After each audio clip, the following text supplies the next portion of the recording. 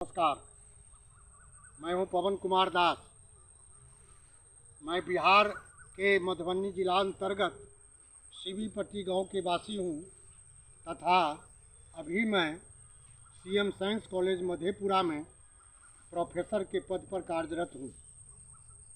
मैं अपने चैनल खटाखट से सभी दर्शकों का सबसे पहले हार्दिक अभिनंदन करता हूं और प्रार्थना करता हूं कि मेरे इस वीडियो को लाइक कर देंगे, सब्सक्राइब करेंगे तथा बेल आइकन को दबाएंगे। साथियों, आज मैं आप लोगों के सामने गीता के एक प्रसंग में ब्रह्मा की आयु के बारे में चर्चा है, उसी पर मैं कुछ बोलने जा रहा हूँ। साथियों, वैसे तो प्रकृति में जितने भी जीव हैं सभी जीवों का आयु निर्धारित की गई है और उस आयु के अनुसार ब्रह्मा की भी आयु निर्धारित है। इसमें मानवीय गणना के अनुसार इस चारों युगों का सतयुग, त्रेता, द्वापर और कलयुग, इन चारों युगों का जब 1000 परिक्रमा हो जाता है, 1000 चक्कर घूम जाता है, उसके बाद ब्रह्मा का एक दिन शुरू होता है और फिर उसी प्रकार से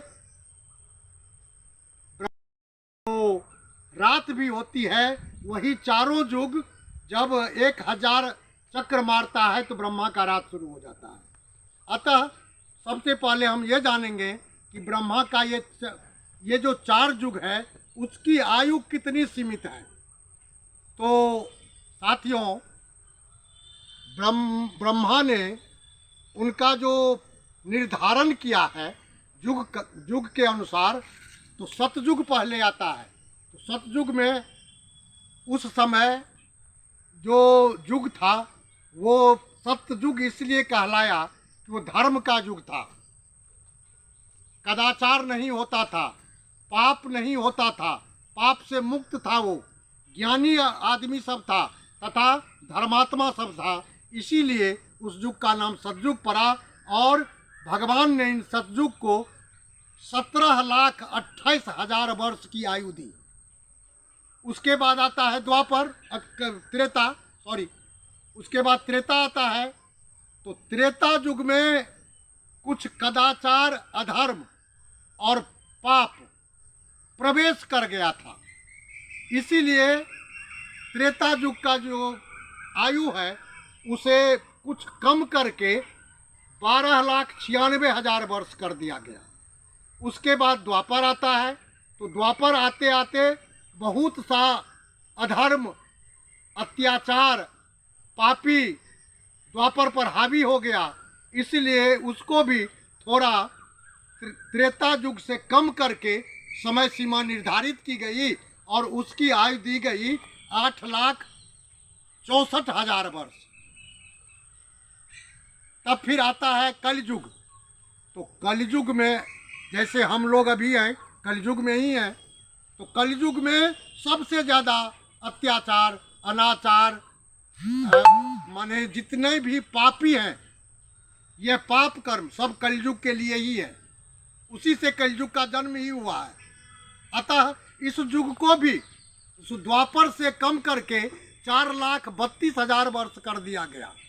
और यही 4,32,000 वर्ष जो है, जिसमें 5 या 6,000 वर्ष अभी ये बीता है, अभी बहुत बाकी है और बहुत कुछ होना है।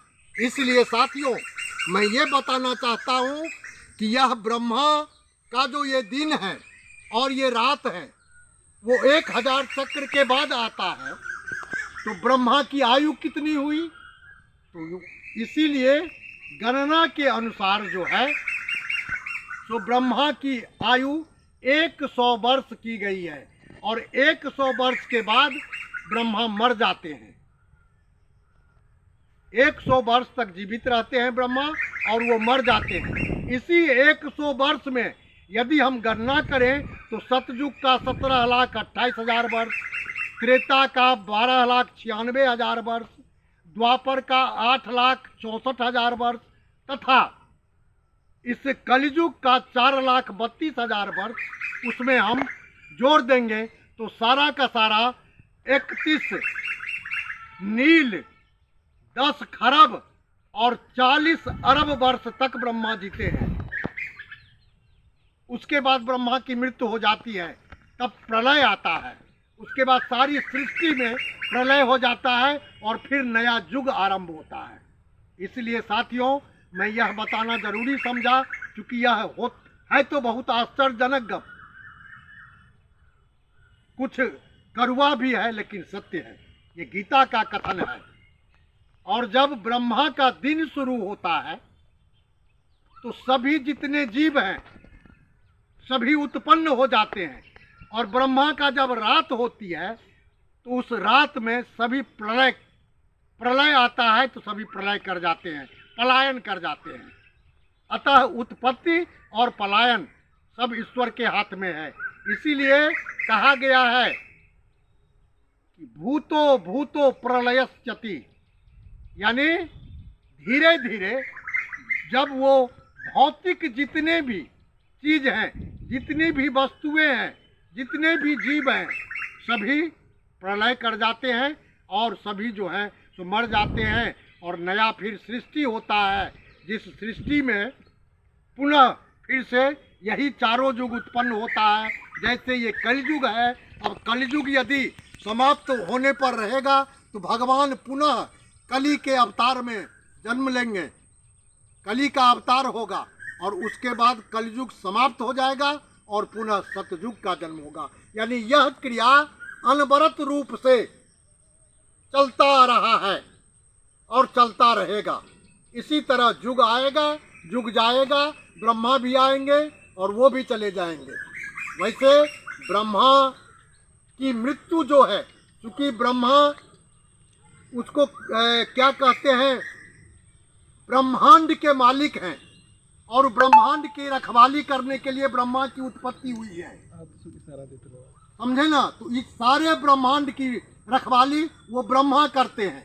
इसीलिए ब्रह्मा मर करके भी अमर रहते हैं, क्योंकि वो भगवान के शरण में, भगवान के स्थान पर वहाँ वो भगवान की पूजा में लगे रहते हैं, क्योंकि ब्रह्मा को फिर से सृष्टि करनी होती है और इस ब्रह्मांड को फिर से उत्पन्न करना पड़ता है। नमस्कार, धन्यवाद। जय श्री कृष्ण, जय राधे, जय सीताराम।